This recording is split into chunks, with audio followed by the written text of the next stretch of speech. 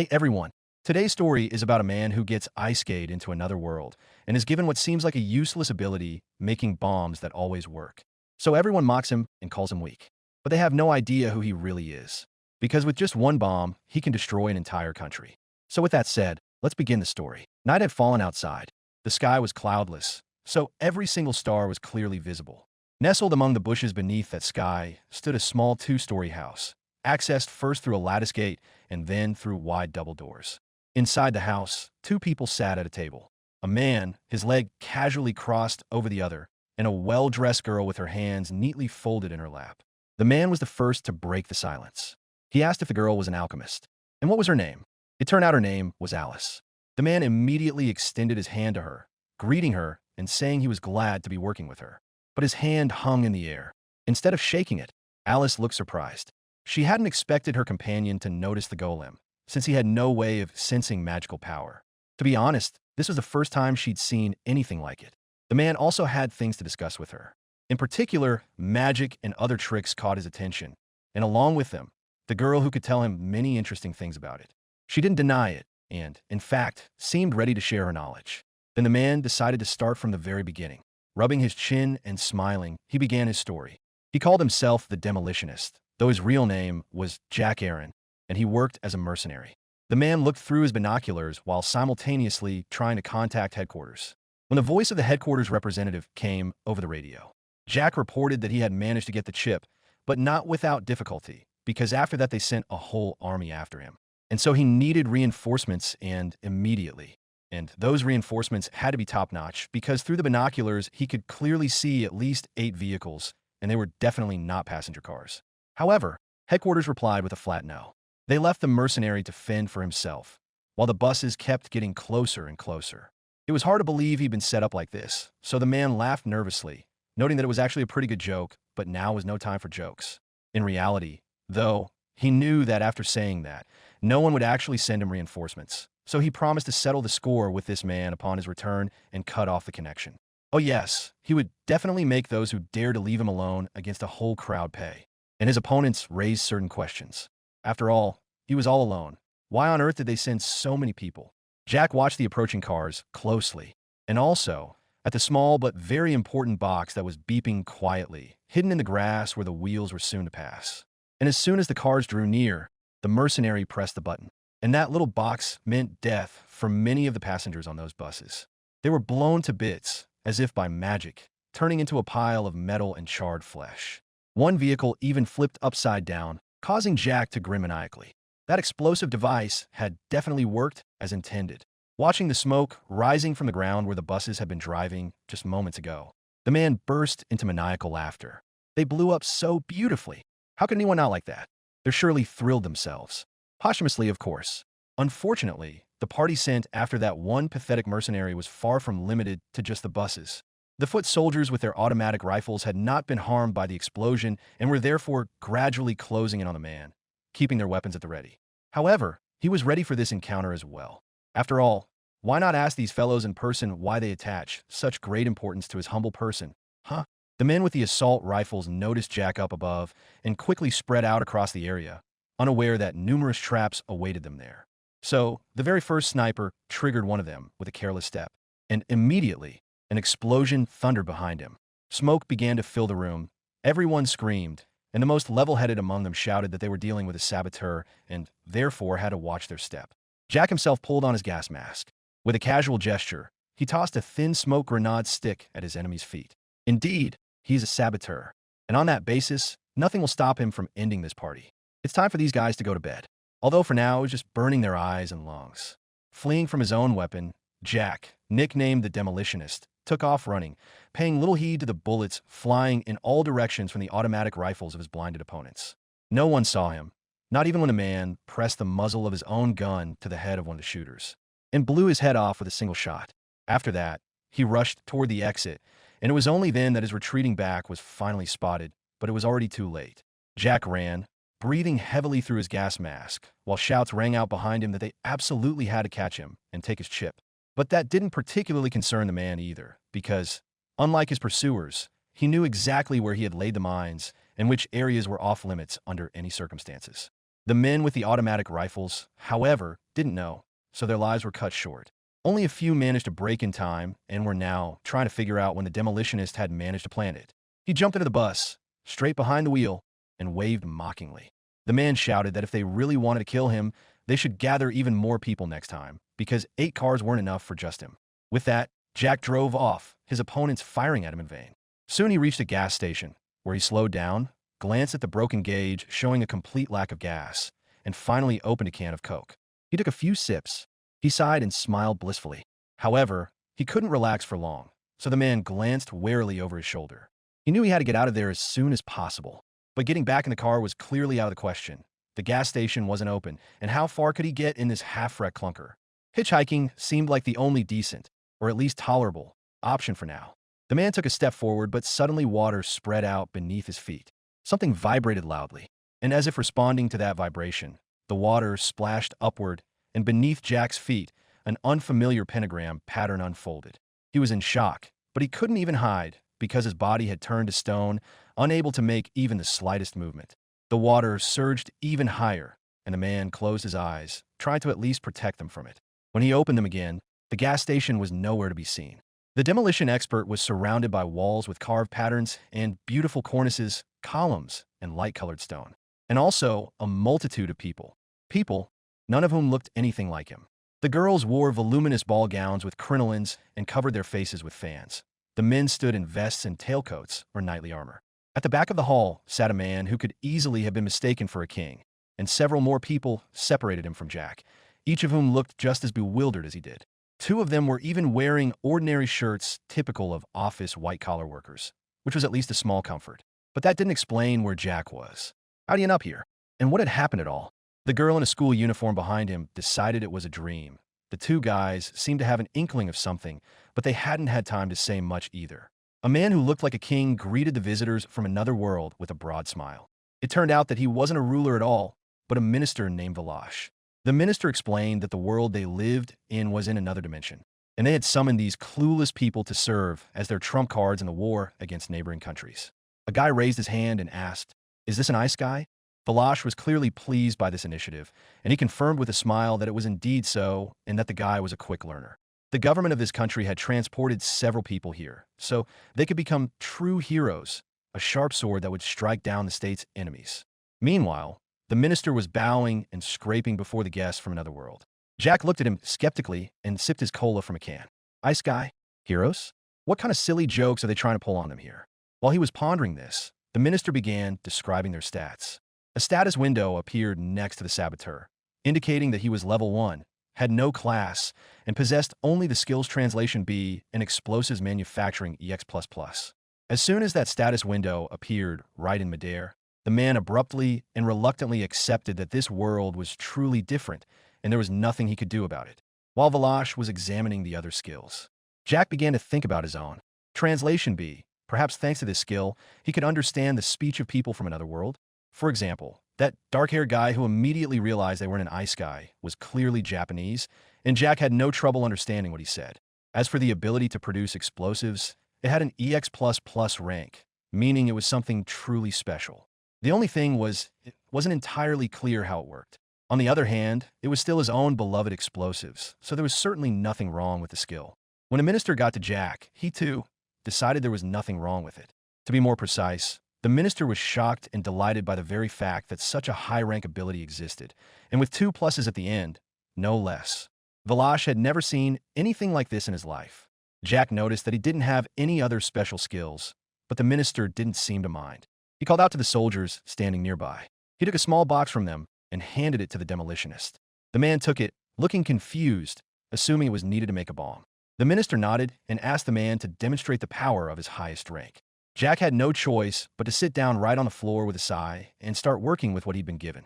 Gunpowder poured into the tube, then he did something else, while the others stood and waited in silence. Finally, the man made one last move and finished, ending up with a bomb made of low-grade gunpowder herbs, of average power and without any special features. It was very convenient to see that little window.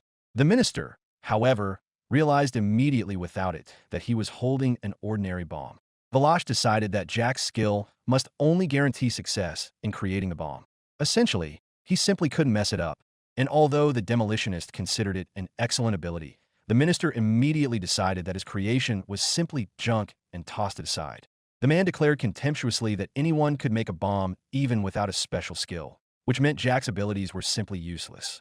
He shouted angrily that this skill was rubbish. Turning to the king, Valash asked what they should do. And did they even need such an incompetent outsider? After all, he was only at the first level and had absolutely no other skills. Who needs that? Even the other guests from the human world snickered contemptuously upon hearing that Jack was merely at the first level. They laughed, and he had to turn away so he wouldn't have to look at those smug faces. After a moment's thought, the king decided they had absolutely no use for a rank-and-file, first-level soldier. So he immediately ordered the guards to seize the stranger, and the man was surrounded by knights in armor.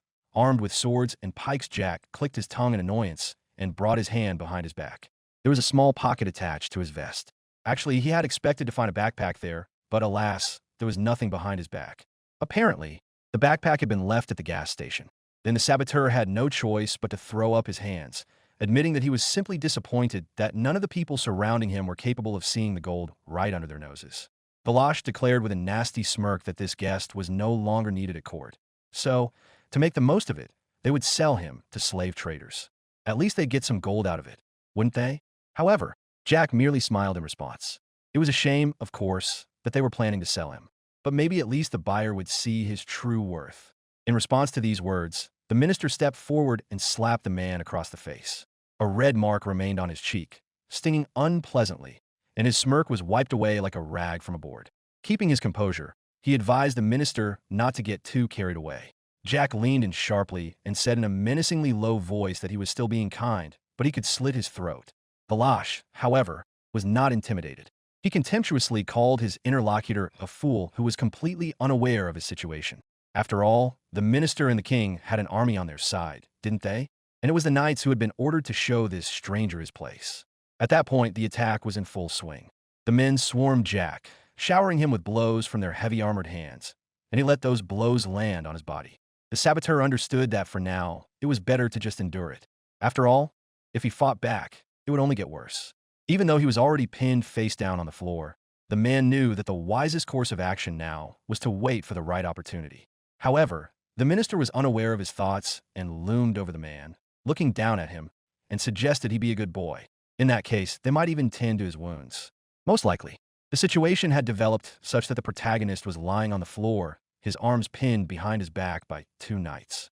The man's face was almost pressed against Valash's boots, and other summoned beings loomed over him, each of whom proved to be more powerful than a single saboteur. He glanced at them. The man realized they were all laughing at him. A smile blossomed on every one of their faces, but they were just lucky enough to seem slightly more useful to the minister than he was. This infuriated Jack. A wide, almost predatory grin spread across his face. Well, they'd asked for it. With a single powerful thrust of his battle-hardened hands, the demolition expert propelled himself upward, breaking free from the floor, and with that same motion knocked down two knights at once. The minister, who now stood directly above him, not with superiority but with carelessness, had just enough time to feel a flash of fear before a stone fist flew into his face. The man was knocked to the floor. Then, crouching down, he clutched his heart and began to breathe heavily, whimpering. But he didn't have to suffer long from the pain and humiliation, because the backpack left at the gas station didn't change the fact that Jack had at least one pistol in his holster, which he knew how to use perfectly well, and from which he fired point-blank into Valash's temple. Valash only managed to open his eyes wide and die without even a scream. Shots rang out one after another. A calm indifference reigned on the face of one of the summoned men, while the rest watched the events unfold with genuine horror. Finally, nothing remained of the former minister. His entire body was riddled with bullets, and one eye had completely popped out. Now it was Jack's turn to look at him with contempt and remind him that he had asked not to get carried away. At that moment, the knights finally came to their senses and rushed at the man who, just moments ago, was supposed to join their ranks. These men had muskets, but Jack had a real readiness for a dirty, brutal fight. So the approach of these men didn't scare him in the least. With a mocking snort, the man lunged forward, and while they were firing at him, he made a short, quick movement. He didn't get out of the line of fire, but he survived. When the fuses burned out and the smoke cleared, it turned out that Jack was completely unharmed, and hanging limply from his arms was the soldier's lifeless body, riddled with a dozen bullet holes. The man feigned pity remarking that the local knights were so heartless that they would shoot their own defenseless comrade. When the demolition expert carelessly tossed the body onto the floor, the knights recoiled, staring in horror at the comrade they had killed with their own hands. They couldn't believe that some low-level soldier had orchestrated this entire massacre out of nowhere. Jack, however, didn't stand idly by. Without losing his mocking smile, he swung his arm, clutching a knife he'd pulled from who knows where, and decapitated the nearest knight. Not even the armor helped. The next strike was a real whirlwind in the air. Like an acrobat on stage, Jack spread his legs wide, and some of his opponents were struck by his heavy boots, while others met a swift death from a blade slicing through their throats. Oh yes, this first level was fast, and not nearly as insignificant as some might have thought. Now, it seemed, nothing could wipe the smug and contemptuous expression from his face. The king had wisely not risen from his throne, and thus remain alive. But now he nearly leapt from his throne, shedding all his majestic languor and asking who Jack was. Here he allowed himself a hint of laziness in his voice, adding that he had a small gift for the king. The man pulled the pin and flicked his wrist, sending the grenade flying toward the monarch's feet. And only then did he bow mockingly to introduce himself. Jack called himself a mercenary demolition expert, a man with a $1 million bounty on his head. That was the last thing the king saw before smoke billowed from the grenade, a harbinger of the imminent explosion. Jack leaped straight out the nearest window, propelled by the blast wave, leaving all those hypocrites behind. Of course, he hadn't expected the central hall to be on the ground floor by pure chance, so he could easily afford to take that leap, along with the dramatic show. After all, he had a rope that was hooked onto the nearest wall, and it allowed him to fly over the courtyard buildings and land relatively softly on one of the roofs with a roll. Getting to his feet, right out of the somersault, he looked at the view that opened up before him and chuckled. Now that's an escape. Nothing short of a scene from a spy movie. Jack pressed himself against the wall when he heard the soldiers loudly spreading the word throughout the area about the search for the bomber. His Majesty had ordered that the criminal be found and executed. A generous reward had already been offered for his capture. Anything to prevent that scoundrel from escaping. Jack pressed his hand to his forehead, unhappy with how things had turned out. First of all, he hadn't expected the king to survive at all after a grenade exploded at his feet. Second, the saboteur hadn't expected to find himself in such a difficult situation. And it was all because he'd lost his temper. Right then, a bus sped past directly beneath him. It certainly didn't look anything like the one he'd just run away from in his own world an hour ago, but it was a real bus nonetheless. Who would have thought there were vehicles here? However, glancing more closely at the streets, he realized that tracks ran nearby, along which a train was speeding, and in the adjacent lane, a carriage drawn by two proud white horses was rolling along. It was some incredibly strange hodgepodge, so this world was definitely not as simple as it seemed and required exploration. He needed to look around as soon as possible. Jack ran down the street, trying not to catch anyone's eye and thinking that if he could get his hands on a car, he'd get out of town without the slightest problem. Fortunately, he still had at least some gear with him, and in principle, he could easily fight the local knights too, especially if he got their weapons. But at some point, Jack stopped feeling confused. Only now did he wonder why had he decided to run away in the first place. After all, no one asked him when they summoned him to this world. And then they even had the nerve to insult him. Why on earth should he run away from them? So they wouldn't realize they can't just laugh at him like that. No way. The decision the man had made was risky to some extent, but he wasn't going to change it. Jack was finally convinced of this when he saw a lone soldier, and then what clearly looked like a palace. Yes, he would definitely succeed. He would make them regret it. Jack was filled with the determination to take revenge on everyone. And it was with this very thought that he knocked that lone knight off his feet, using his body to swing the door open for himself. A second blow, this time with his hand, finished off his opponent for good, and the man bared his teeth, intending to establish in this place what had slipped his mind when he looked around. Jack pointed the barrel of his pistol at the beautiful girl with pointed ears and asked, "What on earth is that thing?" It was a huge crystal floating in the air and radiating light. The girl replied that it was the city's core, which controlled all the magical mechanisms within the city. You could say it was the heart of the city. The man gave it an appraising look, trying to figure out if this core could be turned into a bomb, which made the stranger's face contort in genuine horror. However, as soon as the demon approached her, the captive screamed that while it was theoretically possible to turn the core into a bomb, in practice, it most likely wouldn't work. Modifying such a complex magical instrument is incredibly difficult. And most importantly, it was clear from the start that, with enough bad luck, the bomb would explode while still in operation and wipe out half the city. Yes, it was practically impossible. But what does the word practically mean? For a man whose skill allows him to create any bomb with 100% certainty, if anyone could pull it off, it was him. Even the slightest chance was enough for Jack. So with a predatory look on his face, he declared that it was worth the risk. It didn't take the man long to transform the city's most complex core mechanism into a bomb with a yield approaching 10 million, featuring excess energy, magical overload, city destruction, remote detonation, and the inability to cancel the explosion.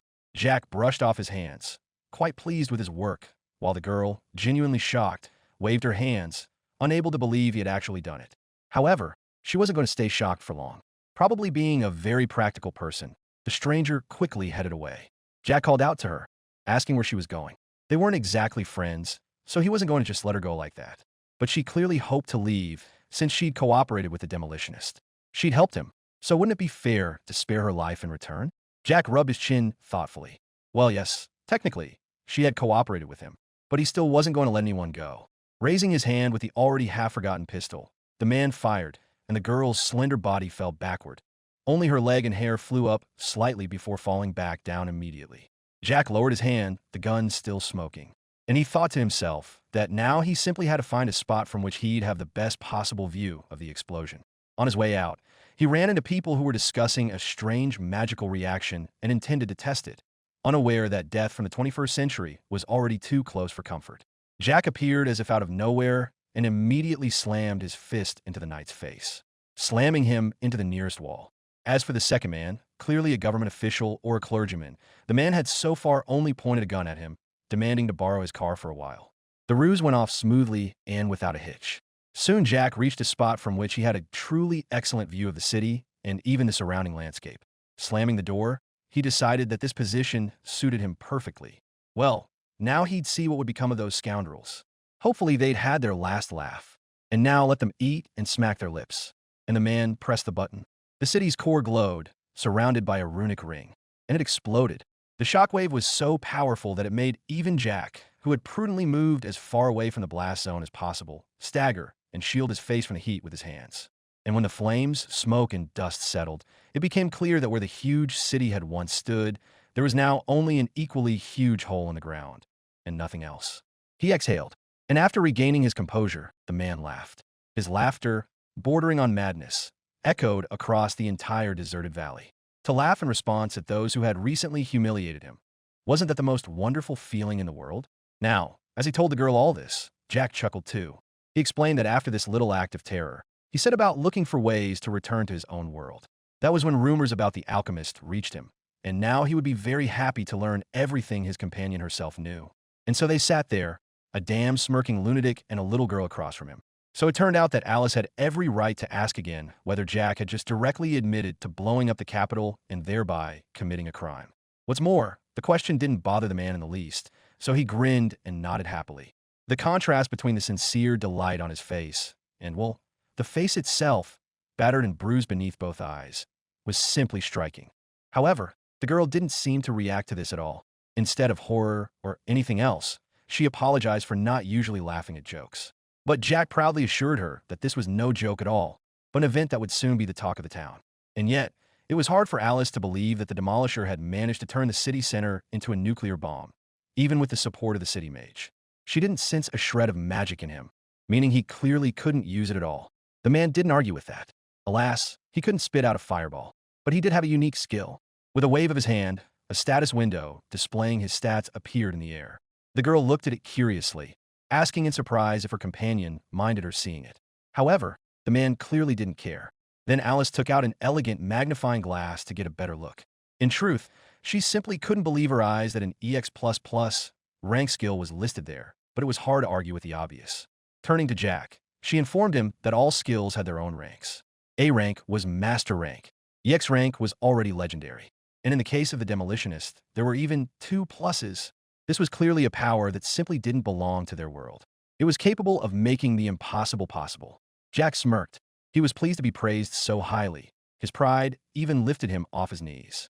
However, Alice was clearly not the type to fawn over just anyone, because she pointed out that the demolisher himself had clearly not been involved in the distribution of abilities. This did nothing to dampen his pride.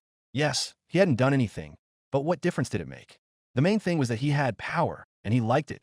Besides, Both the girl and Jack himself were clearly interested in the number displayed in that status window. Perhaps the answer lay in his memory. A few hours ago, but after the capital had already been blown up, Jack had stopped the car in the middle of the forest. Well, sort of stopped. In reality, it had simply broken down and refused to take him any further, because it's hard to drive a car when everything under the hood is smoking. The man genuinely didn't understand what was wrong. He even felt a twinge of regret, thinking that back at the castle he should have done things differently. Namely, first ask the king how to return to his own world, and only then blow up the building. But alas, that was just Jack's nature. Losing his head in a fit of rage, he always acted first and thought later. He could have drowned his regrets in smoke, but when he reached into the pocket where his cigarettes usually lay, Podrivnik discovered he didn't have any with him either. The man crouched down, literally feeling a dark cloud of homesickness envelop him. A longing for the home where no one belittled his abilities and where there were cigarettes. How could there be no tobacco in a world where there were some stupid stats? Speaking of stats, a status window appeared in the air next to the man again, and he couldn't help but notice that the data in it had changed. His name and skills remained the same, but his karma had dropped to 600 below zero, while his level, on the contrary, had risen to 385. When he'd been summoned that same day, his level had been 1, and now a class had appeared too, Demolitionist. Considering his nickname, it was downright ironic. The only reason that could explain such a drastic change in the data was blowing up the city. It's strange, of course, that they'd give so many points for that, but since this world plays by those rules, why not? On the other hand, Jack had some experience with video games and knew that the highest level there is usually 99. Then again, maybe that was just how his old-school games worked, and modern ones were different. In any case, he absolutely had to try out what this upgrade might bring. The man took his starting position and pushed off with extraordinary ease. And he lunged forward so fast that the air barely had time to let him pass, leaving a cartoonish trail behind him, like an explosion. This speed astonished the Demolitionist himself. He simply couldn't control it. And so the appearance of a stone mountain in his path came as the most unpleasant surprise. He had to muster all his strength to slow down, but even so, the man couldn't suppress a short cry. He had to brace himself against the rocks with his hands. And unsurprisingly, one of them remained lodged in his glove palm. Then Jack thought that since one game mechanic had worked, there was literally nothing stopping him from trying another. With that in mind, he squeezed the stone, and immediately a distinct network of cracks appeared. In a second, the heavy cobblestone, which if he'd wanted to, could easily have been used to smash someone's head in, shattered in his hand in a fine stone dust. The demolition expert stared at his own hands in awe, realizing with a thrill that he had just managed to crumble a large rock with the same ease with which he could have broken a cracker. The conclusion was simple. Just as it should be in games, physical abilities improve as you level up. Jack clenched his fists, reveling in the fact that he was now practically a superhero. This wild thought planted a notion in his mind that was surely somehow connected to Superman. The man wondered if, by any chance, he had learned to fly. Jack jumped up, pouring all his longing for the sky into the leap. But alas, he returned to the ground without the slightest hint of flight. Flying was out of the question, but he did jump high enough. And most importantly, now Jack could explore the area literally on the run, without relying on transportation. All in all, this made him think about buying a superhero costume for the upcoming Christmas. Well, just to maintain his image. That's exactly what the man told Alice. However, she, remaining as emotionless as ever, said she didn't believe a single word. This even discouraged Jack. He hadn't expected such a reaction. However, before he could begin convincing her of his innocence, she took matters into her own hands. Looking at the status window through a magnifying glass, the girl admitted that he certainly couldn't have faked the stats. And that was exactly what Jack wanted. Who knows? Maybe they'd come looking for him. As a mercenary with plenty of experience, he feared in advance that people would be on his trail for such antics. Just in case, it would be better to take at least some precautions. Alice was a little taken aback by this idea. She hadn't considered that anyone might start looking for Jack. However, he reminded the girl that there were guards at the entrance, and those guards had clearly seen his stat sheet and the karma listed there, which had dropped to minus 600. Those two had absolutely no intention of letting such a sinner into the city. And when the guards' gaze fell on level 385, they flat out refused to believe the nonsense they were seeing. Regardless of whether Jack was hiding his true level, in their eyes, he was simply damn dangerous. So the man told Alice that the gatekeepers had deemed him the ultimate scoundrel and had given him a less than warm welcome. Then the girl had a logical question. How did he get inside? And Jack had an answer for that, too. According to the man, he simply explained to the guards that they were wrong. And then he gave them a very valuable gift, one they simply couldn't pass up, According to any random witness, he instigated a mass brawl, and to top it all off, he tossed his last grenade at the guards after pulling the pin. Alice, however, had no trouble figuring out for herself what kind of gift it was. The story fit perfectly with the explosives expert's background. In any case, the girl set that question aside and returned to the report. She was certain it wasn't a forgery, but the numbers in it were simply insane. In light of this, she was also curious about how Jack had found her. It turned out the man had simply been wandering around the neighborhood, asking strangers for directions home. Kind people, whom anyone else would have called thugs, called out to him and gave him a tip. If you wanted to nitpick the details, they had actually attacked Jack, but he'd fought them off and, threatening them with a gun, had forced them to reveal where to find a witch skilled in spatial magic. But he didn't share those details. The same thugs said that the girl they were talking about was an alchemist. She made a living selling potions and artifacts that she made herself. And most importantly, rumors were circulating around town that she was simply incredibly powerful. For example, one gang had tried to rob the witch, but not a single one of them ever made it out of her house. After that, no one wanted to go near her voluntarily. Alice clapped her hands twice. Jack turned around because the claps were followed by sound behind him. A look of surprise immediately appeared on the man's face because he was surrounded by, let's say, something. Many identical creatures with round white bodies, black heads, and eyes without pupils surrounded them. And with a clacking and creaking, they began to set the table with plates and baskets. Jack didn't flinch because the creatures were clearly peaceful, but he couldn't resist asking what on earth they were. It turned out they were surrounded by golems created by Alice herself. These were completely obedient to their creator and performed the work of servants. Jack clearly liked them. They reminded him of robots that also move on command from a joystick. Alice wasn't familiar with robots, but she could feed her guest. The girl made a welcoming gesture, and, obeying it, the demolitionist scanned the table. It immediately became clear that none of the dishes on the table were even remotely familiar to him, since they had absolutely nothing in common with what he was used to eating. However, it all smelled pleasant, and even at first glance, it didn't look poisoned. The man even involuntarily stretched his lips into a smile, thinking about what could have pleased this witch, since she had invited him into her home and laid the table with treats. At the same time, though, Jack kept in mind that this was still a witch's house, from which no one had ever returned alive. He couldn't let his guard down. The man ran a knife through a piece of something that looked a lot like meat and grunted grimly to himself. He decided that if this girl misbehaved, he'd just finish her off. No big deal. But then the cut piece finally reached his mouth, and the man's face lit up. It was delicious. A little low on salt, of course, but still very impressive. The girl, with a disinterested expression, drank something from her mug, holding it touchingly with both hands. Finally, she began the conversation that was the whole reason for this. Alice said that if Jack wanted to return to his original world, he would need return magic.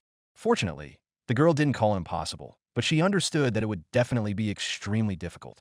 First, they would need to carry out the necessary preparations, which would require equipment and materials. Ideally, they would even need the support of some large organization, for example, an entire country. Jack wasn't thrilled by this information, but it wasn't new to him either. Roughly speaking, Alice had just told him what he already knew before coming to her house. To return home, he needed a mage capable of using summoning magic and return magic. There are almost no such mages in the world, or at least that's what people said. Furthermore, this type of magic is considered high magic. The secrets of high magic, the necessary equipment, magic circles, and so on are kept under wraps. But even if someone were to find such a mage, without the permission of the country where all this is taking place, it would be impossible to use spatial magic. Alice gave Jack the one piece of information he hadn't had before. She said it was indeed possible. The only catch was that it still required materials and equipment. And, of course, a country. Jack wondered how he could earn at least the first 2 points. Maybe he could sell his services as a mercenary in this world, too. On the other hand, even if someone did hire him, what were the chances that everything would go smoothly? Jack already had a bad reputation in this world. After the fight at the entrance, his karma had dropped to -602, and his demolitionist class might also put many people off. And several people in a row had already deemed his credentials to be fake. Besides, the man had no desire to tie himself to the service of any particular country. Considering that he had a real, proven ability to make a bomb out of the heart of the city, he could have simply threatened to do the same thing again instead of trying to find a job. Thinking about all this, the man felt a great deal of tension. He was torn between the desire to repeat the explosion and the thought of how many times he would have to do it before his goal was achieved. Alice couldn't help but notice that her companion's expression had become, to put it mildly, complicated. She understood that Jack didn't want to be tied down by the service, and he didn't deny it. Of course, he was ready to adapt to changing situations, but he wasn't exactly eager to do so. However, the man didn't get a chance to finish his sentence. Suddenly, something flashed brightly outside the window, and a scream rang out. And he immediately turned toward the window. Alice immediately realized that, by all appearances, the spell on the gate had been triggered. It was meant to keep people from rushing into her house without permission. Incidentally, Jack himself had ignored it. He barely remembered getting a slight electric shock at the entrance. But he didn't think much of it. Yes, it hurt, but overall it wasn't scary. Now the demolitionist at least understood what had happened. Alice noticed that people usually lose consciousness from such a shock, but against someone of her current guest caliber, the spell simply didn't work properly. By the way, the one who was rushing to visit her right now hadn't fallen either. Looking out the window, Jack also saw a young man nervously shaking himself off after being electrocuted. He was wearing strange clothes, which immediately made Alice realize that he was clearly acquainted with Jack. He insisted that he didn't know anyone in this world, until he got a closer look at the new guest. That face with the ugly, large nose looked familiar to him, and it seemed that this man had also seen and recognized him. He was one of the guys who'd been drafted along with Jack and who'd laughed at him as he was pinned to the floor. In short, the face was indeed familiar, though it was not a recognition to be proud of. What was interesting was something else. How had this man survived that explosion? Or, in fact, 2 explosions? And why was he now pointing his finger at Jack, shouting that he'd found him and demanding he come out? The man looked at him with displeasure. And then, after a moment's thought, he apologized to Alice and headed for the exit. The girl just watched him go in silence. And Jack went to greet his old new acquaintance, not the least bit afraid of the anger in his eyes. As Jack stepped out onto the street, the girl advised him to be careful. He looked back, slightly puzzled, and Alice, looking away, realized that the intruder might be dangerous. She knew he was terribly angry and, at the same time, very strong. Jack glanced once more at the uninvited guest, then at the girl, assessing the situation. And he grinned. Besides, the demolitionist had even promised to be more careful. After all, he still had questions for the witch, so coming back was simply a necessity. Alice waved her hand slightly in response and said she would wait. Meanwhile, Jack reached for his holster. Even if he wanted this conversation to be peaceful, the likelihood of that outcome was practically zero, which meant he needed to prepare for the encounter properly. Pretending not to be on guard at all, the man waved his hand in greeting. But his companion didn't even bother to do that. He immediately grabbed his sword, baring his teeth and contorting his face into a grimace of rage. Clouds of steam seemed to swirl around the man in his fury, while the demolitionist remained completely calm and relaxed. He remarked mockingly that his old acquaintance had somehow come out of it unscathed. He had been certain that everyone had kicked the bucket in that explosion, but look how things turned out. Without responding to these words, his companion declared that he had been looking for Jack, certain that it was this very man who had blown up the imperial capital. The bomber didn't deny it. As if he were proud of it, Jack said that they had mocked him too boldly and brazenly. So he simply gave people what they truly deserved. By this point, the man had already reached the gate. Remembering the unpleasant sensations, he first, ignoring the guest's angry glare, carefully poked the metal posts with his finger. But no electric shock followed, so the demolitionist cautiously opened the gate. Even as he walked through it, he eyed the innocent little fence with considerable suspicion. Immediately, the stranger pounced on him, shouting that countless people had died. However, Jack didn't care, and that's exactly what he told his interlocutor. After all, the number of strangers' deaths had never bothered him. Outraged that he didn't even feel guilty about what had happened, the guest drew his sword. But even that didn't impress Jack. He mockingly declared that if he cared about such silly trifles, what kind of saboteur would he be? After all, even in his home world, people feared him. He'd lost count of how many lives he'd taken there. If he'd struggled with pangs of conscience every time, he simply couldn't have been a mercenary. So he'd had to cut those feelings off. With that thought, Jack reached carefully for his holster, asking at the same time how his companion had survived. After all, the explosion was so massive it destroyed an entire city.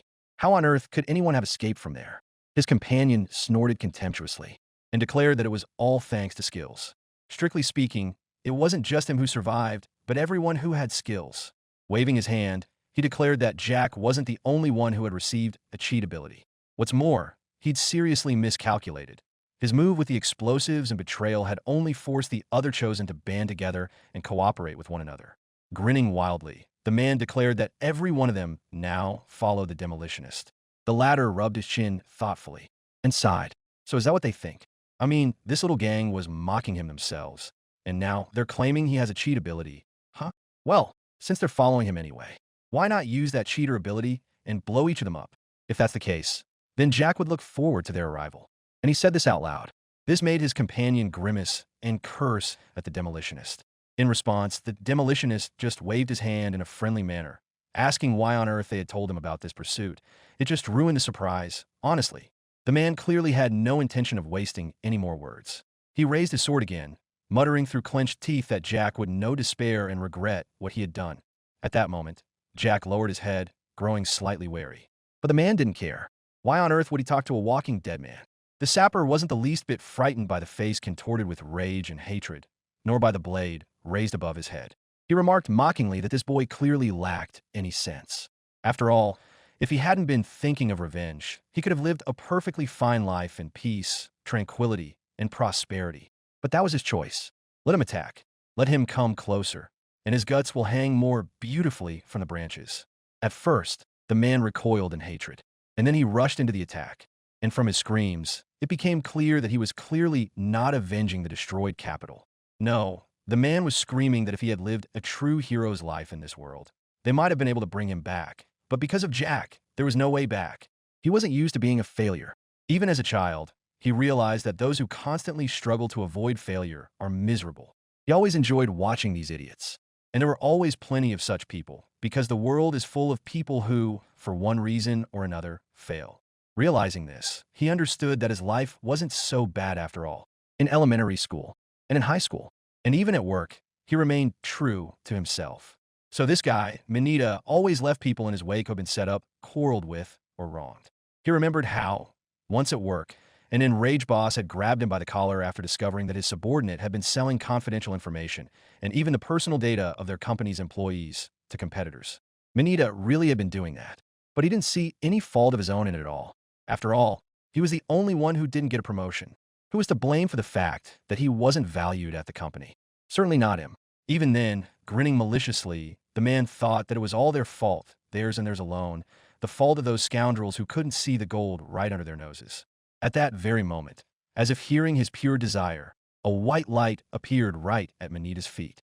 He knew. He was lucky again. This was definitely no mistake. This was his chance to finally make a name for himself and become great. A turning point in his life. And then, because of some new scoundrel, everything went to hell. Suddenly, Jack waved his hand, stopping his opponent. Before he tore his guts out, he wanted to at least know his name. Manita exhaled angrily, slowing down, and asked why the hell the saboteur even cared. The other man smirked contemptuously in response and declared that he didn't give a damn about this fool's name. He just really loved giving surprises. And with those words, the man pulled out a pistol from which a hail of bullets poured forth. He was already celebrating when Manita suddenly raised his hand, spreading his fingers, and the bullets literally froze in midair, hitting an invisible barrier. And then they turned around and flew back at the same speed. While Jack stared at this in amazement, one of the bullets nearly flew right into his mouth. The man barely managed to dodge it, and the rest followed, forcing the genuinely impressed demolitionist to fall to the ground, dodging the lead, rolling across the ground. He wondered how the bullets had bounced back. He had to admit, the trick was quite interesting. He genuinely wanted to know how it had happened. Manita triumphantly replied that it was thanks to his skill. Full reflection, level A+. The damage from the attack on him was doubled and reflected back. It was precisely because of this that he was able to survive the explosion in the capital. It was this skill that made him virtually invincible. The Demolisher's attacks would definitely not work on him. Looming over Jack, he reminded him that he had wanted to know his name. So, his name is Manita Koji. Let him know who his killer is.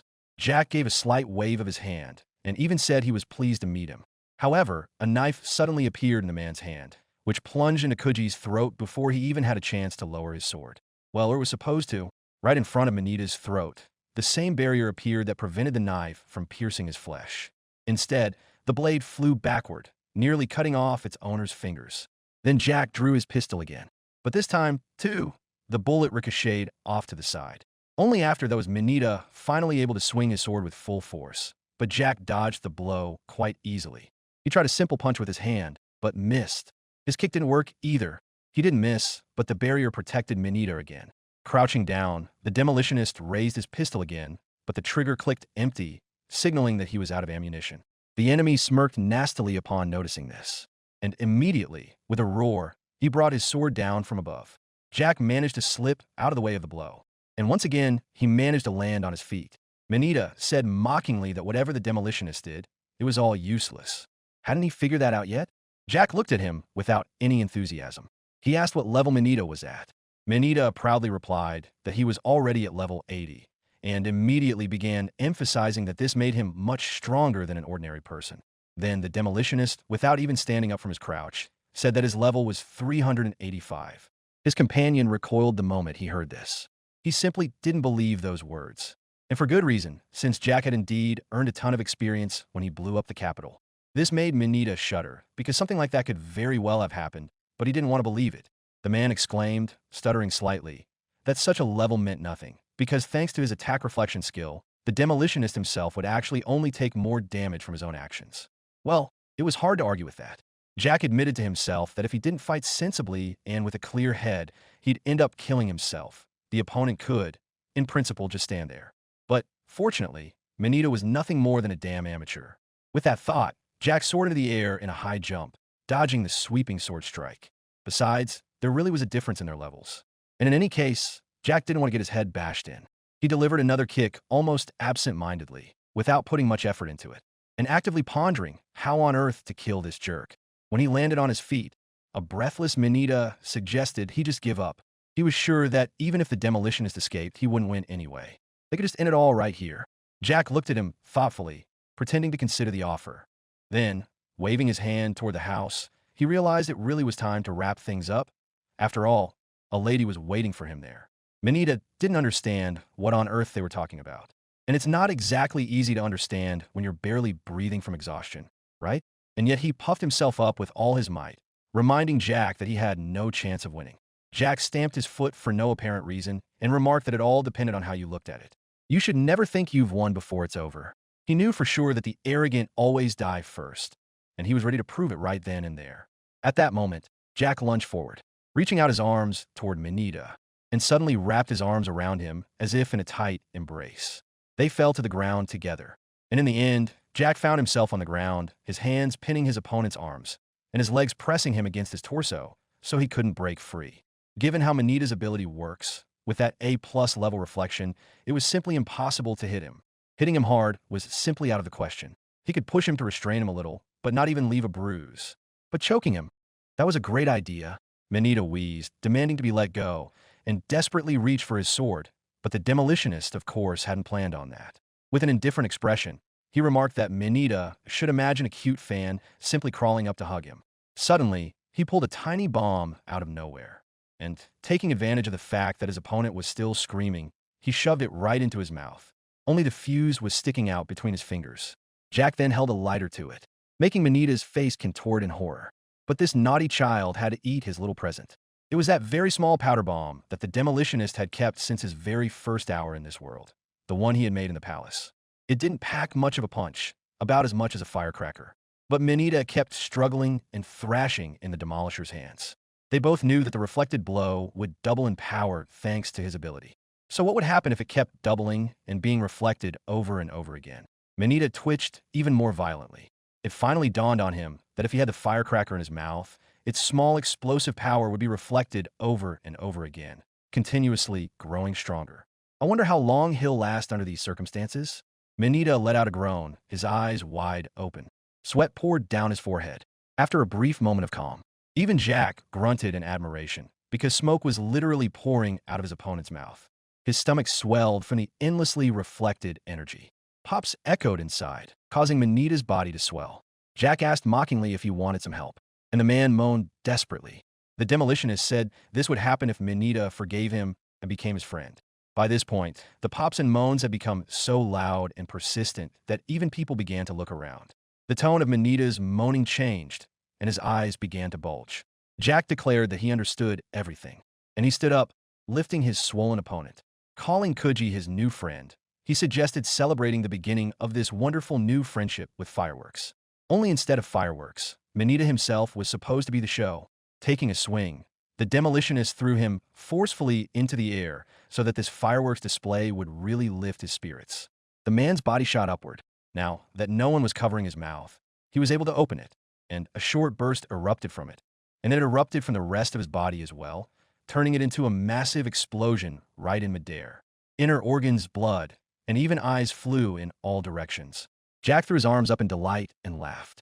Oh yeah, that was a real three-pointer. It's a shame you could only pull that off with this kid, honestly.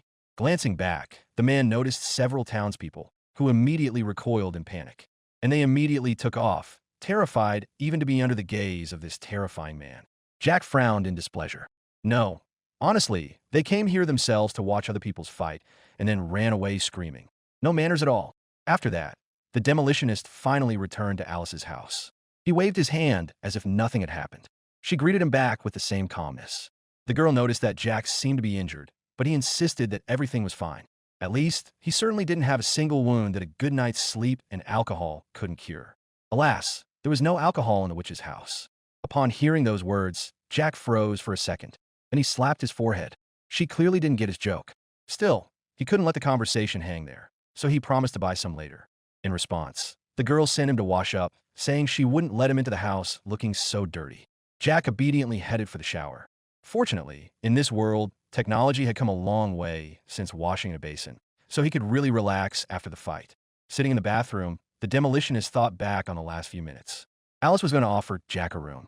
She had even assured him that everything would definitely be fine. Yes, these people had been frightened and had witnessed a full-blown crime, but Alice was certain that the townspeople were already afraid of her anyway, and so no one would want to have anything to do with the witch. No one would tell anyone anything. Besides, the girl had offered the demolitionist a place to stay at her house, since he had nowhere else to go. Jack rubbed his neck thoughtfully. Locked in the bathroom, he decided that a mansion in the middle of the slums was quite a suitable place for him. It's just that it's completely unclear what Alice is after. Why was she being so kind to some stranger? Alice the alchemist, a woman everyone calls a witch, though you wouldn't think so just by looking at her. Looking at the girl, it seemed to Jack that something was wrong not with her, but with the rest of the world. And yet the demolitionist doubted that she was motivated solely by sincere hospitality. Besides, he himself understood perfectly well that he was by no means the kind of person others liked at first or even second glance. In short, the man had not the slightest doubt that this girl had some hidden agenda. No sooner had he reached this conclusion than there was a knock at the door. The knock was quite polite, so it didn't sound like a sudden attack at all. Jack slowly got up and, without getting dressed, wandered over to the door. He pulled the curtain aside sharply. He saw several golems holding clothes and shoes in their cute little hands. The demolition expert immediately remembered who they were. However, the presence of clothes in their hands either went completely unnoticed or did nothing to calm Jack, because he immediately grabbed a towel, ready to fight. However, instead of fight, the golems turned and quietly moved out of the room, leaving the man in confusion. In a pile of clothes. It wasn't new. They just washed and dried the old one. But instead of making him happy, this only made the demolitionist even more nervous. He honestly didn't understand why the witch was being so caring. At that moment, he realized clearly that he didn't trust her. Finally, Jack came out of the bathroom and waved to Alice, thanking her for the shower and the clean clothes. She looked at him in surprise, and she noticed that the wounds on his body had already healed. Jack ran his hand over his cheek, where the very first deflected bullet had left a deep scratch, and noticed that it was indeed gone. And the pain in his arms and legs had disappeared too, though he hadn't even noticed. Apparently, his regeneration had become so rapid because of his high level. That was definitely very convenient. For Alice, it meant, first and foremost, that she wouldn't have to treat Jack, so she could show him the room. The place where the girl led her guest was surprisingly cozy. The small room contained a double bed, a black rug with a white stripe, a wardrobe, a lamp, and a chest of drawers. There was a small window on the opposite wall. Suddenly, Alice turned to the man. She asked, "What should I call you anyway?" He offered two options that both suited him, Jack and Aaron. The girl chose the first one. With a smile, she remarked that he clearly had a strong spirit. He laughed in response. To be honest, he didn't hear things like that very often. Usually, people just called him a cold-hearted stick in the mud, but never a man of strong spirit. However, the witch shook her head. She realized that Jack didn't realize just how rare people like him were. When she saw him, she liked him right away. That's why she invited him to the mansion. The sapper looked at her in surprise, but then he smirked and bowed almost in half, mockingly remarking that this must be love at first sight. Who would have thought? Oh, it's such a burden to be a handsome man. Surprisingly, Alice didn't deny it. To be honest, she liked crazy people like him. The darkness within human souls had always drawn her in. Jack sat down right on the floor and let his head fall onto the mattress. He mused that he didn't even know if he should be happy about this. In the end, though, he decided to take it as a compliment. The soul, such an unfamiliar concept to him. Then the saboteur remembered that Alice, upon seeing Manita, had immediately said that he felt genuine hatred. Could she really see that? The girl didn't deny it. She said she could see the colors of emotions in people's souls, even though she couldn't read their thoughts. This ability was quite convenient. At that moment, Alice decided to end the conversation and agreed that they would continue it later. Wishing her guest a good night, she left. That night, Jack slept soundly. In the morning, when the sun rose and lit up the room, and the birds sang joyfully, greeting the dawn, he still hadn't woken up. The man opened his eyes only when Alice entered the room and stood silently over him. He immediately sat up in bed and sleepily wished the hostess a good morning. She replied in kind and immediately turned to leave. It turned out that breakfast was already ready, and the girl would like to have breakfast together. Jack rubbed his neck thoughtfully. So, the witch herself had come to wake him up. Apparently, she would soon finally tell him what she wanted from him. The man understood perfectly well that nothing in this world comes for free or just like that. However, on the whole, he wasn't at all opposed to arranging a good old-fashioned barter and exchanging a service for a service. The table was generously set, and Jack dug into breakfast with gusto. In response to Alice's question about how he liked today's meal, the man sincerely replied that it was delicious. In fact, he even thought that if this girl owned a restaurant, he would go there every day. Then the hostess smiled and said that she had added a little extra seasoning today because Jack clearly hadn't been satisfied with last night's dinner. He flinched in surprise and thought that yesterday's meal had been tasty too, but he really did feel that there was nothing special about it. He tried not to show it on his face, but clearly failed. Finally, he realized the girl could see right through him and admitted that it had turned out awkward. He'd always struggled with etiquette. However, Alice refused to accept his apology. In fact, the guest had actually helped her. She couldn't figure out the right seasonings at all, and yesterday he had spurred her into action. What was wrong with that? Then Alice asked what Jack intended to do next. He thoughtfully noted that he'd like to return to his own world. But before that, he'd definitely have to do something else. Namely, to finish off everyone who, like himself, had been summoned here. He'd hoped they'd all perished in that explosion. But no, it seemed they were out to get him. They definitely needed to be finished off. Wiping her lips with a napkin, Alice agreed that this was a real mess. All she could do was wish him luck. The girl stood up and asked Jack to show her his skills after they finished eating. She was very interested in what kind of explosive creation this was, anyway.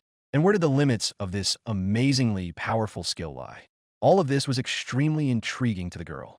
Jack didn't mind. Why not show off his abilities if he was given the materials? The girl looked at him with a strange but intriguing expression on her face. Soon Jack brushed off his hands, as if getting ready to work, and he followed his mistress into the room. That was where she usually practiced alchemy. There she had all the materials needed to make explosives. Jack began examining the shelves. There were leaves, twigs, and many other things lying there. And most importantly, all of it was labeled with tags that were completely useless because the words on them were utterly incomprehensible. While he was doing this, Alice pulled out a small, transparent vial of dark liquid from somewhere. She called it a magical power that serves as fuel for various magical instruments. The purer it is, the more expensive it is. The next jar, much larger, contained processed magical liquids for monsters. If they came into contact with bare skin, they would inevitably cause a burn. Next to them stood short, pot-bellied jars filled with a clear liquid. This was derived from vegetables and was highly flammable. It was from this liquid that alcohol could later be made, though it couldn't be drunk straight. Jack smiled and said he understood and that there was nothing to worry about. After all, he wasn't that much of a drunk.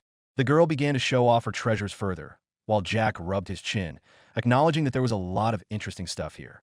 If he wanted to, much of what Alice kept in this room could be used to make explosives. Meanwhile, the witch was demonstrating which liquids could be mixed, poured into a single bottle, and cooled to produce a solid substance. This was supposed to be a not too powerful explosive, perfect for testing his skills. Jack took the instruction sheet handed to him. However, a questioning look immediately appeared on the man's face. He stared at the witch with a silent question, and his confusion seemed strange to her. Then the demolitionist finally asked if the instructions specified the correct proportions. Alice confidently declared that she was the alchemist here, and she knew exactly what to mix and how. She told Jack to just trust her. He took the instructions and put on gloves, ready to test the recipe. 5 minutes later, he already had 3 vials containing a prototype of a magic-powered explosive. It was ranked D, had a power of 1,000, was highly flammable, and dealt magic damage. Together with Alice, Jack stared thoughtfully at the vials. He noted that it had turned out pretty well. Compared to that firecracker, the specs were much better. Not exactly top tier, of course, but perfectly usable. Alice picked up a vial. She held it up high and turned it over in her hands. A heavy silence hung in the air, after which the girl threw her head back and declared that it was simply amazing. She had deliberately put a mistake in a recipe, but the bomb still worked. In fact, following the instructions she'd given her guest, no one would have been able to make a real, working bomb, even if everyone had tried 1,000 times. But the demolitionist made 3 right away, which meant he'd achieved a result that was simply impossible. He smirked smugly and put his hands on his hips. He knew it. He had good reason to doubt it from the very beginning. So, using his skill, Jack had created a bomb that couldn't possibly exist. Now it was finally clear that his skill allowed him to create a bomb with a 100% success rate. Plus, the power wasn't half bad either. Alice nodded in agreement, and then she finally spoke about what had made her take in a stranger from another world. The girl had one request, and Jack was practically urging her to get on with it. Finally, the witch got down to business. But her request turned out to be truly unexpected. Alice wanted to destroy this world, and she wanted Jack to help her achieve that. If he didn't mind, of course. There were vials of bombs on the table. Alice looked down at Jack, while he nervously rubbed the bridge of his nose. The man was practically certain he'd misheard and misunderstood the girl's words. But she confidently repeated that she wanted to destroy the world and was counting on Jack to help her do it. He didn't even know what to say. No, honestly, she couldn't just go ahead and blow up the whole world like that, could she? And anyway, he'd like to hear the reason first. Alice agreed that it was a logical question and promised to tell him everything over tea. They didn't drink tea in the dining room anymore, but in a room that looked like a study. 2 walls were hidden behind cabinets, and in the center stood a small table with soft armchairs. Jack drank his tea, staring intently at his companion and listening closely to her words. Alice told him that a long time ago, there lived a certain dark wizard. This girl had great ambitions, but she was not destined to fulfill her desires, for life was too short. She hated her human body, which imposed so many limitations on her, and soon invented a forbidden spell. Her knowledge and magical abilities were inherited by her heir. The sorceress didn't like that death marked the end, so she tried to outwit the old woman with the scythe. Jack clapped his hands in admiration. Amazing. For the sake of her ambitions, she managed to invent such a powerful spell. You can tell right away she's a real nutcase. That dark mage was nothing short of a monster. However, Alice shook her head. If anything, the opposite was true. She couldn't bring herself to call that mage strong. She could very well have discovered the secret of immortality, but she never did. She was too obsessed with her ambitions. Jack rubbed his chin thoughtfully. Reincarnation, immortality, all of this was steering the conversation in that direction. So he immediately assumed that Alice was one of the reincarnations of that dark mage. The girl looked at him intently and nodded in agreement. However, even though she was a reincarnation of that black mage, she was definitely not the mage herself. Yes, she had inherited that woman's powers, but mentally, she was a completely different person. It turned out that her personality and character had long since died. Yes, Alice knew she had inherited these powers, and she had also feared that her personality would be replaced, but fortunately, that hadn't happened. The girl had even come to believe that each of them brought something new to her soul. Perhaps their ancestor had wanted her reincarnations to fulfill all her ambitions by passing through many lives. Jack was drinking his tea with relish when Alice placed her hand on her chest and said she was number 13. The second had mastered all the secrets of alchemy. The sixth had mastered the art of golems to perfection. The ninth became a master at creating magical instruments. She herself had mastered detection techniques and extrasensory perception to perfection. Each of them grew stronger with every new life. In Jack's view, this was an excellent contribution to the future. But against this backdrop, it was strange that, having come so far, such an ambitious mage would want to bring about the end of the world. He never understood what went on in the minds of these geniuses, and he was unlikely to ever understand. But Alice replied that her ancestor wasn't a genius at all. She had entrusted this goal to her descendants. But that didn't bother her in the least. Alice herself wanted to destroy the world, for her personal goal was to become the most powerful alchemist in the world. It was strange that to achieve this, she decided to simply blow the world to smithereens. But the girl believed that no achievement greater than the destruction of the world could possibly exist. No one had ever managed to do this before. And if she could, she would earn the full right to be called the greatest. Besides, there won't be a better alchemist left in this world than her. It seems her ancestor had a similar idea. That way, she would become the most powerful dark mage in the world. Jack shook his head enthusiastically. Well, he had heard the story of his hospitable hostess. In his eyes, she had become the very embodiment of a true mad scientist. Well, the demolitionist had guessed that this little girl wasn't just any young lady. But the thought that she was a real monster never crossed his mind. Alice hung her head as if upset. She asked if Jack would hate her, and he eagerly assured the girl that he wouldn't at all. On the contrary, when a person has the firm resolve to pursue their goal, it's simply wonderful. He respected Alice, and it wasn't sarcasm at all. Moving forward, even if someone becomes a victim, that isn't evil. Historians will call only the defeated evil. Only the strongest are capable of doing whatever they please and establishing their own justice. There's no such thing as greater good or evil. That's how the world works. The weak are devoured by the strong, and only the strong will always be right. Alice thanked the man for his words. She was pleased to hear such reflections, for in this world there were very few people who would support her. So, she herself was talented and experienced, well-versed in magic, and she could prepare any materials for Jack. With his help, the girl hoped to bring about the destruction of the world, and in return, she promised to help him find his way home. That was why the witch asked the demolitionist to help her destroy this world. He smirked, realizing that if Alice needed his help, then she wanted to blow up the world. For her, the demolisher's skill was the very key that would unlock the enchanted door to greatness and give her a chance to achieve her goals. The girl held out her hand to Jack, offering to make a deal. She would help him, and he would lend her the power that had wiped the capital off the face of the earth. Suddenly, the man did not respond to her outstretched hand. He braced himself against the table and stood up. Blowing up the world was a difficult task for a mercenary, but it sounded like fun. He didn't care about the locals anyway.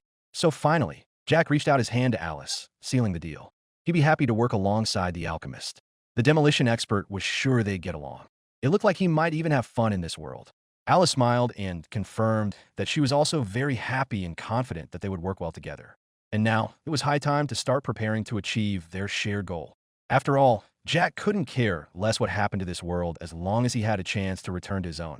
Of course, Alice's craziness was her own business, and it wouldn't get in the way of his main goal at all. And Jack had a great feeling about the craziest couple they'd become. It was time to prepare for battle. Jack asked if he could use the alchemy room. They needed to get weapons to fight because, without them, there was no way to achieve their grand goals. Alice generously allowed her guest, now her partner, to use whatever he wanted and take any materials. For now, she intended to study his skills and find a way to use them to destroy the world. Waving her hand and promising to come if anything was needed, the girl went downstairs. Jack smirked, thinking that the girl had truly taken her insane endeavor seriously.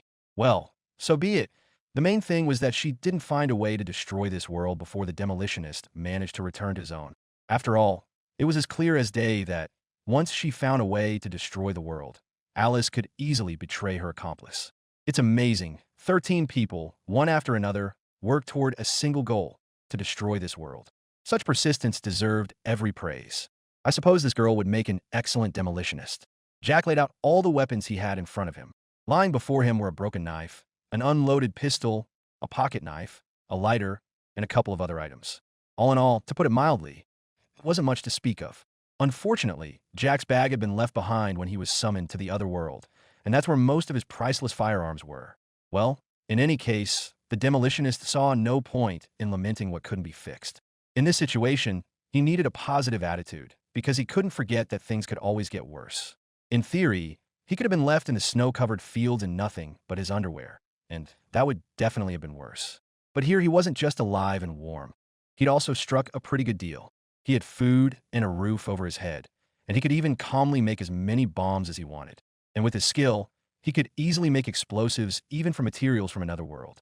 Thinking this, the man walked along the shelves, examining some twigs, ground them in a mortar, poured the mixture into a cylindrical mold, and smiled contentedly. He ended up with E+ rank bombs filled with tear gas.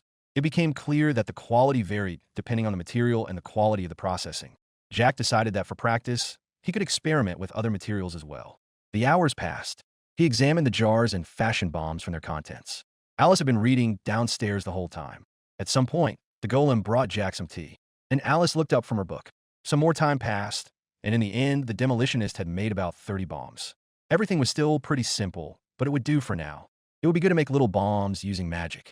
After all, Jack would have to deal with the inhabitants of the magical world and other transposed beings. What's wrong with using their tricks? If you want to live, clearly nothing. After all, with the help of just one such magical device, Jack had already blown up an entire city once. Thinking this, the man went downstairs, intending to ask Alice the relevant questions. He began calling out to her, but he stopped mid-sentence.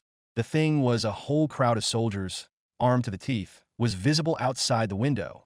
Jack hurriedly stepped away from the window and pressed himself against the wall. Alice had just appeared at the foot of the stairs. The demolitionist still had some hope that the girl was waiting for guests, but she dashed all those hopes by saying there were a lot of soldiers outside. Jack's second hope, that they hadn't come for him, at least, was also mercilessly shattered. Alas, all these people had come for him. It must be admitted that, no matter how many rumors circulated about the local witch, she hadn't done anything illegal, so the soldiers simply had no reason to be looking for her. Jack spread his arms and said that he was, in fact, a law-abiding citizen, so there was no point in looking for him either.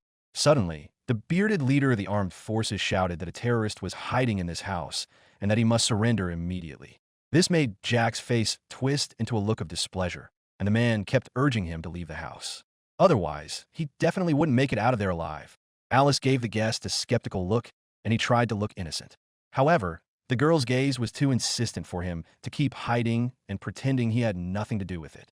So the demolitionist grabbed a handful of bombs, and he moved toward this local war.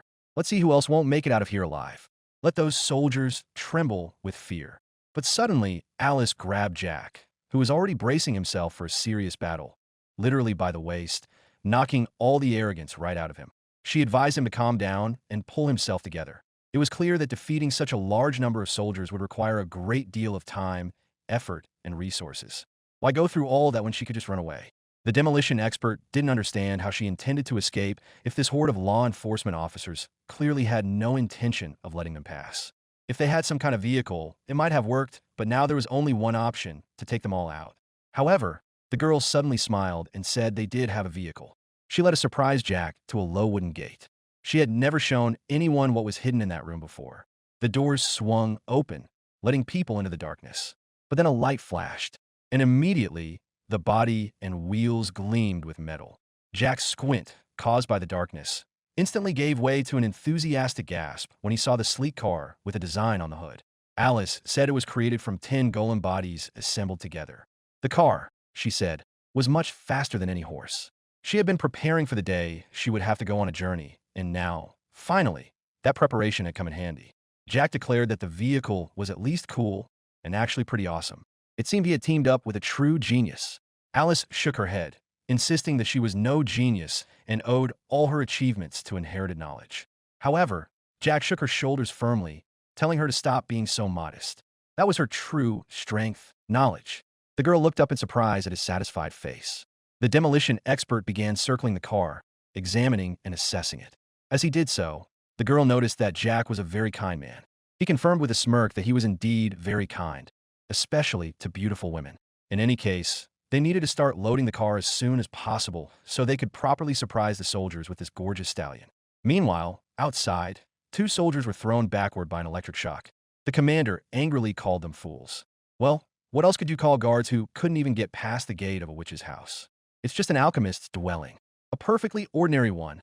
The soldiers objected that it wasn't just an alchemist living here, but a full-fledged witch. It was incredibly frustrating that, of all places, this new terrorist had hidden himself in this very one.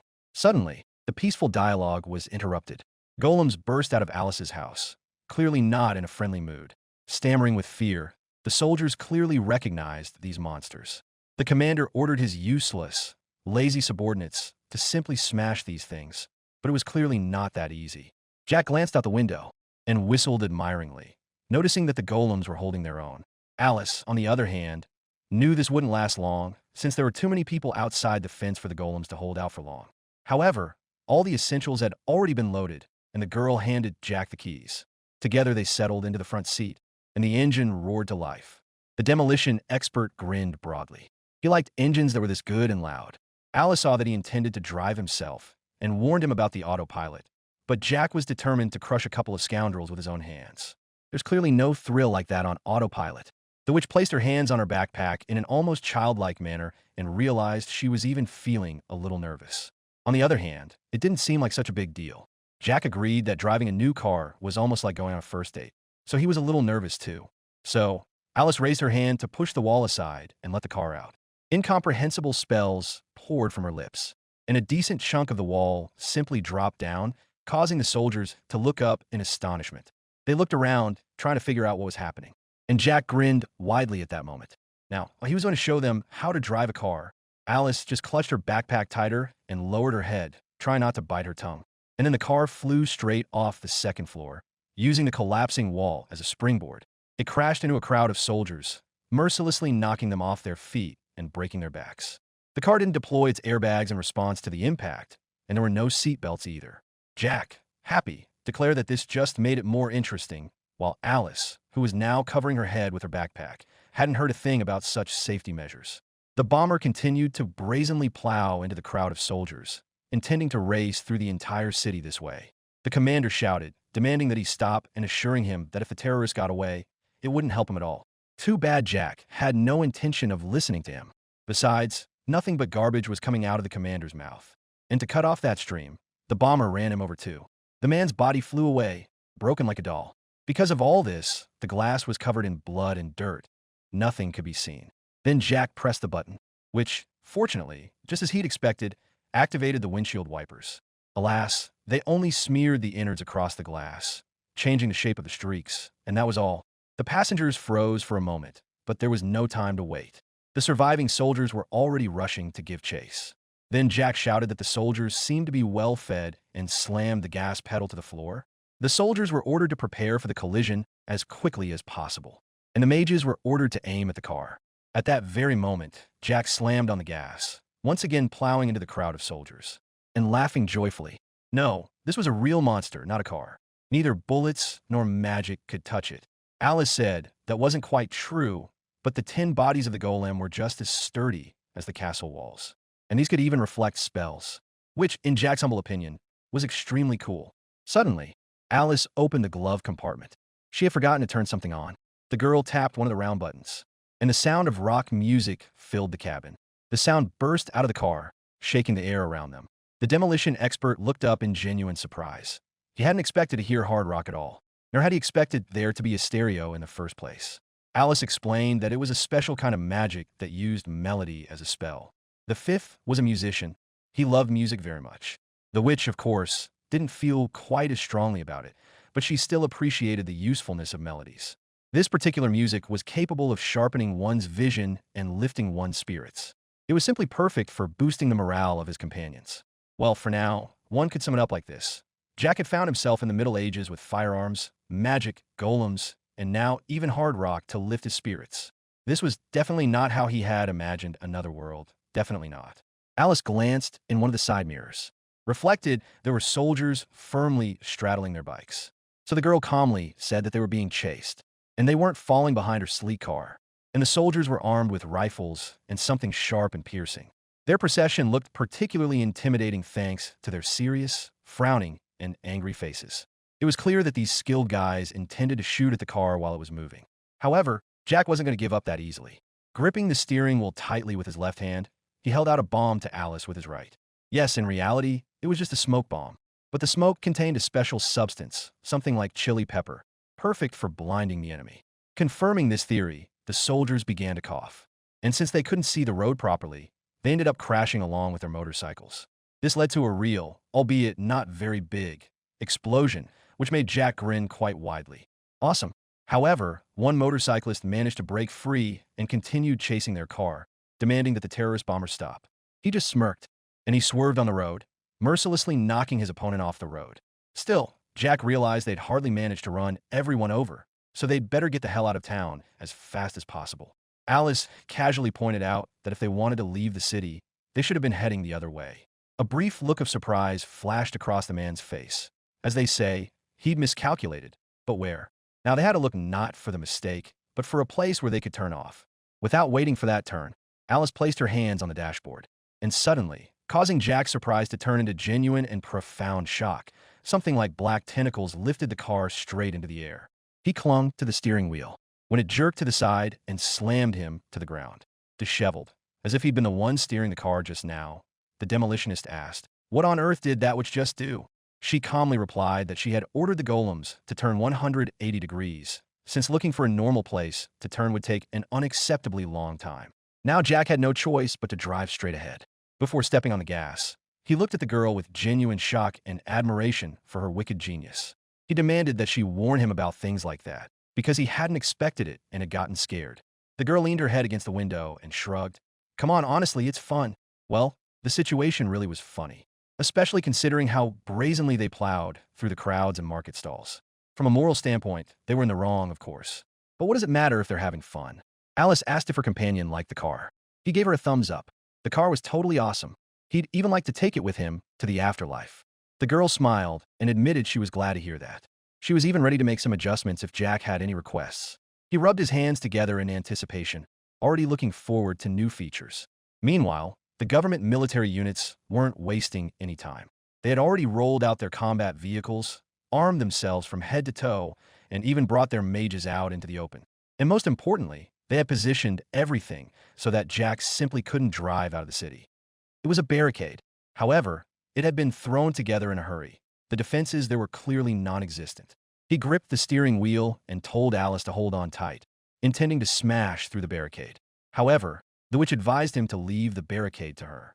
She placed her hand on the dashboard again, but this time she warned him that she was going to reshape the car to break through. Circles began to radiate from her hand. The car creaked and rattled, and then its shape changed. The car sprouted spikes and blades under the hood at the front. Jack whistled enthusiastically. Now it was much better. The girl had made an absolutely brilliant decision, and the way she brought it to life was nothing short of a fairy tale.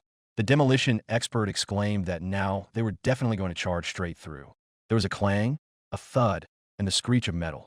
One of the soldiers tried to rally the others by saying they were fighting for their hometown, but they didn't give him much time to ramble. Jack plowed right into him and the armored vehicles standing nearby, sending them flying in all directions. Well, what can you do if they're in a hurry? Let them not get in the way. One of the guards just flew past the vehicle's window, and then the demolitionist grabbed him by the collar right on the fly. When asked if he was hurt, the man awkwardly thanked him for his concern, but there was no need to thank him. Jack just wanted to give him some advice in exchange for a weapon. He even said, please, when he asked for a pistol with ammunition. As for the advice, the demolitionist advised him not to shoot so much, or else he wouldn't have enough bullets. While he was saying this, the soldier dragged his feet along the ground and gasped for breath in his tight grip. Gasping for air, he begged for help and even raised his hand with the pistol. Jack happily snatched the weapon, and he let go of the soldier, whose screaming figure rolled across the ground. The sapper, looking every bit the hunter, happily showed Alice the fine prize he'd bagged. He was a good guy, that soldier after all. He shared it, didn't hold back. He loved to joke around. What's the point of serious guy anyway? Alice gazed thoughtfully out the window, and she noticed that they were already at the exit. Then she pointed to the wooden gate, which were closed. But that wasn't a problem for their car. Jack didn't doubt for a second that they'd break through. Just then, the sound of hooves echoed. Looking back, they saw a horse galloping right behind the car, keeping pace with it. The rider's hair and cloak were blowing in the wind, and her face was grimly furrowed. The sapper clearly sensed her desire to kill, clearly directed at him. And this girl was clearly stronger than ordinary soldiers. The man gloomily remarked that they seemed to have attracted the attention of an unpleasant person. Alice nodded. This girl was the commander of the knights in their city, the most famous hero of their country and the owner of a magical sword.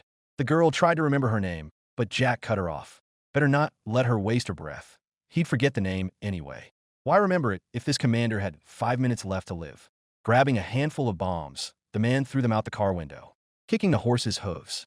2 were clearly not enough, so he generously added more, once again scaring the horse and making the girl scream in fear. Jack whistled, paying tribute to this knight. Despite all the explosions and shaking, she stayed in the saddle. No, why did she become a knight? She'd make a great jockey, honestly. Although, on the other hand, what she's riding clearly isn't a horse, at least because horses don't have beaks or feathers. Alice confirmed this thought by saying that it really was a monster, a descendant of a dragon. Faster and stronger than any horse. A car would hardly stand a chance against it.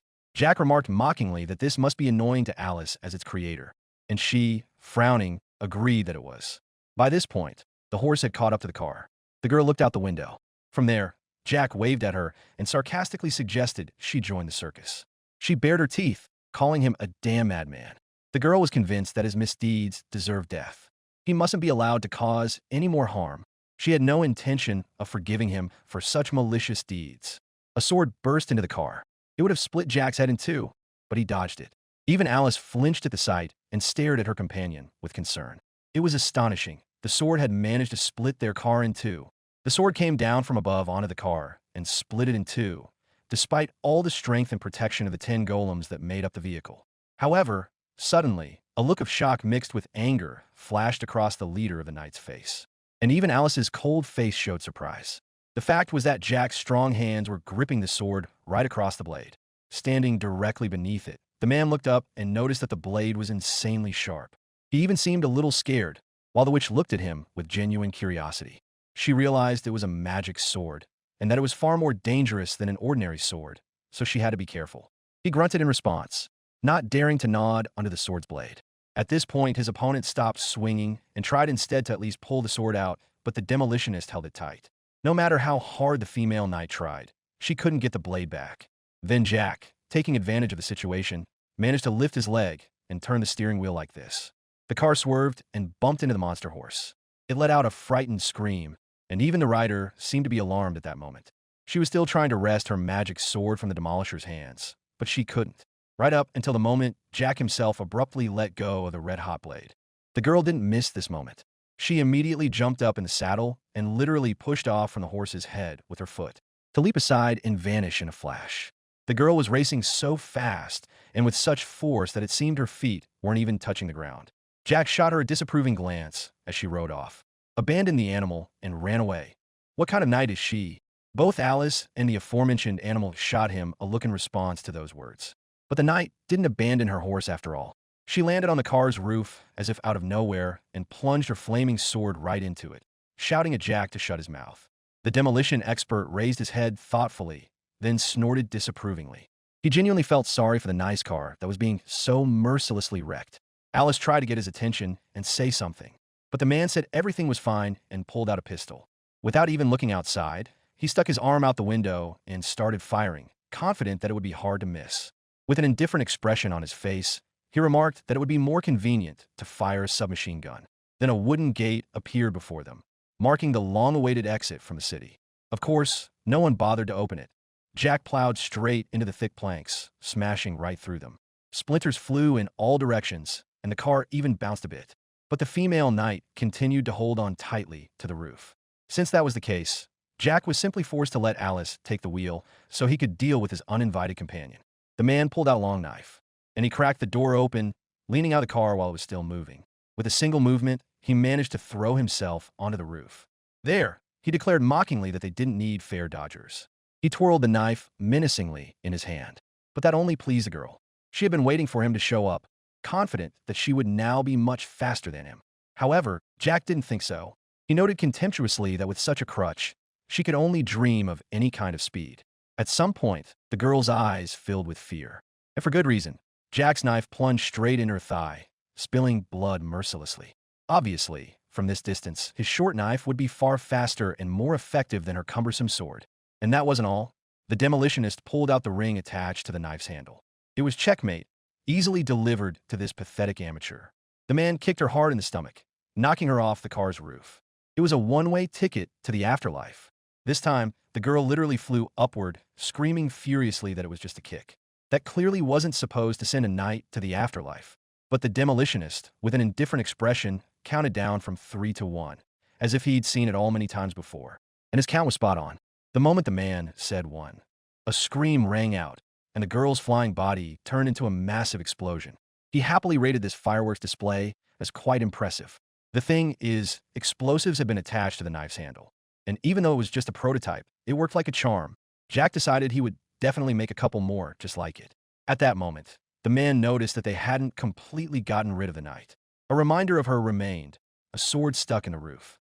Of course, the demolitionist wasn't going to leave it there, and a minute later he was hanging off the roof, returning to the cabin and happily showing his partner the souvenir in the form of the magical sword. Alice nodded and congratulated him on their successful escape. Beaming with joy, Jack raised his hand to high-five Alice, but she just pulled her hand away, looking at him warily. The girl genuinely didn't understand what was expected of her. Jack found it hard to believe that she had never done this before, but the witch really had never heard of this little ritual. So he had to explain. Rubbing his chin, the demolitionist admitted that the gesture had no specific purpose, but people did it when they were happy and wanted to share their happiness with someone else. But since Alice didn't want to do it, Jack didn't press the matter. He lowered his hand and, his enthusiasm waning slightly, turned back to the wheel. But then a little witch's hand shot up beside him. Smiling, she offered her partner a high five. He froze for a second, glancing sideways, then to the other, as if looking for a catch. And finally, he happily slapped his large palm against Alice's small hand. Hours passed on the road. Night fell, and Alice and Jack pulled into a spot in the woods. The man, terribly exhausted, insisted that he urgently needed booze and cigarettes. The witch, however, wasn't nearly as worn out.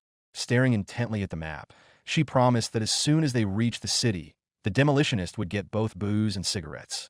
All that was left was to be patient for a little while longer, no matter how hard it was. It was only then, thinking about the firewater, that the man remembered they hadn't refueled the car once during the entire journey. But it turned out the car didn't need it at all. Since it was made of golems, it possessed their properties, and the golems, fortunately, absorbed magic from the air surrounding them. It was enough simply to keep moving for the fuel not to run out. Jack sighed regretfully, for in his past, cars did not possess such miraculous properties. However, there were downsides.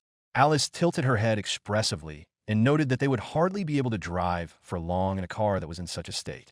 She wanted to, and more importantly, could repair and even improve it, but that required materials, and they didn't have any. For Jack, this basically meant a change of direction, so he immediately asked where they were going now. Alice had already thought this through and concluded that the independent nation of Urea would be the best fit. Urea was a group of cities situated in the hills in the southern part of the empire. They had an autonomous structure where 4 representatives each governed their own territory. Jack grimaced, certain that such an independent state must be rife with problems and that there was no sign of peace there. Alice confirmed his suspicions by saying that criminal organizations were thriving in Urea. There was no sign of public order there.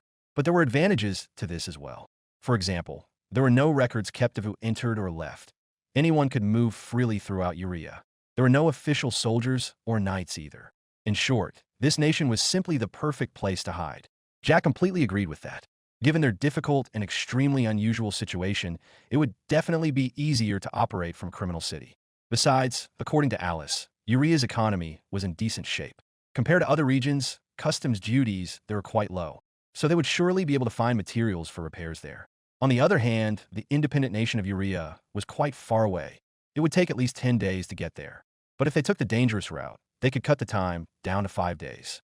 On the dangerous route, one could encounter many monsters, so anyone who didn't consider themselves suicidal shouldn't venture onto that road.